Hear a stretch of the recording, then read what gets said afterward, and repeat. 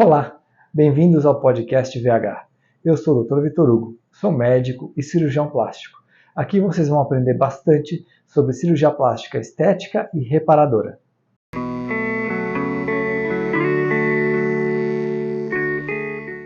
Vamos falar sobre blefaroplastia, a cirurgia plástica das pálpebras. O que a gente pode operar na pálpebra? A gente geralmente retira o excesso de pele das pálpebras superiores, trata as bolsinhas de gordura que tem aqui na parte do meio e também tratamos a queda da pálpebra, ou seja, pitose palpebral. Tem alguns pacientes que vão ter algum tipo de cobertura de convênio para essa cirurgia.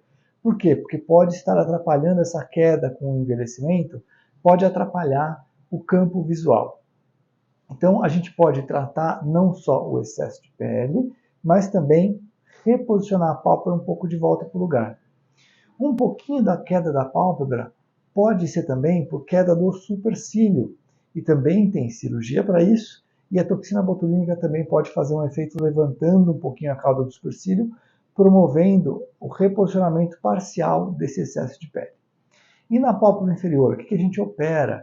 A gente faz uma incisão, um corte bem na linha do cílio, tira o excesso de pele e trata também as bolsas de gordura, que dão aquele olhar de cansaço para a pessoa, que dá aquela impressão que está afundado aqui no sulco, que a gente chama de tear trough ou vala lacrimal, tá bom? Então a gente melhora esse aspecto do envelhecimento, trata as bolsas de gordura e corrige também partes que não são estéticas, são reparadoras. Tem pacientes que têm frouxidão tarsal da pálpebra inferior. Então a pálpebra fica um pouco mais para baixo, o branquinho do olho aparece e, por consequência, esse olho fica um pouco mais seco, tá? Só por curiosidade, você pode agora, enquanto vê o vídeo, fazer isso aqui 2 segundos. Você vai perceber como o olho seca na hora. E o paciente pode até ter ceratite, pode ter úlcera de córnea, por conta dessa dificuldade, dessa evolução natural do envelhecimento. Tá bom? Bom, mas essas são as partes boas, né? O que mais de risco a gente tem com essa cirurgia? Que problemas que a gente pode ter? Então, toda vez que a gente opera uma pálpebra, a cicatriz pode ficar fora de onde a gente gostaria. Na pálpebra superior, a gente gosta que a cicatriz fique onde? Aqui nessa dobrinha, no sulco palpebral superior. Quando a gente abre o olho, a cicatriz fica escondida. Eventualmente, com sobras laterais muito grandes, a cicatriz pode passar um pouquinho para o lado.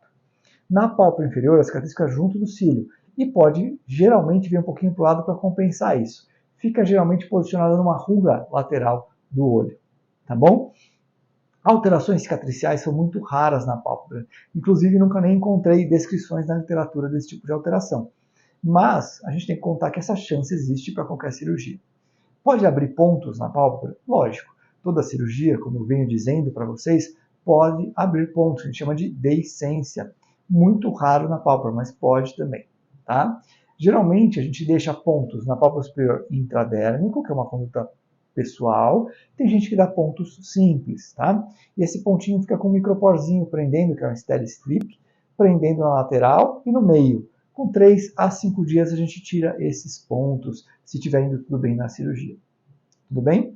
Na pálpebra inferior, eu costumo fazer pontos simples, esparsos, porque não precisa de muita coisa, e mais alguns pontinhos simples aqui do lado, para tirar também entre 3 e 5 dias de pós-operatório. Toda vez que você operar a pálpebra, pode ficar roxo? Pode. Se ficar roxo, chama equimose. Se ficar roxo e esse volume aumentar, a gente vai chamar de hematoma. O hematoma é mais perigoso, porque se a pálpebra começar a aumentar muito de volume, pode comprimir o olho em si, dando bradicardia, ou seja, diminuindo o ritmo do coração, pode até fazer cegueira, amaurose, perda parcial da visão. Então, se você perceber no pós-operatório que está acontecendo alguma coisa de inchar muito rápido, chame o seu médico, porque isso precisa ser tratado com urgência, tá? Que outras complicações podem acontecer numa cirurgia de pálpebra? São muito raras, é uma cirurgia de menor porte, tem gente até que faz no consultório. Eu não gosto muito dessa ideia, gosto sempre de fazer no centro cirúrgico, paciente sob anestesia geral, não gosto nem da ideia de local e sedação. Por quê? Porque é uma cirurgia no seu olho. Se você se mexer, pode ser que eu, com um bisturi na mão, um bisturi elétrico, machuque a sua córnea. Então eu acho que não vale o risco.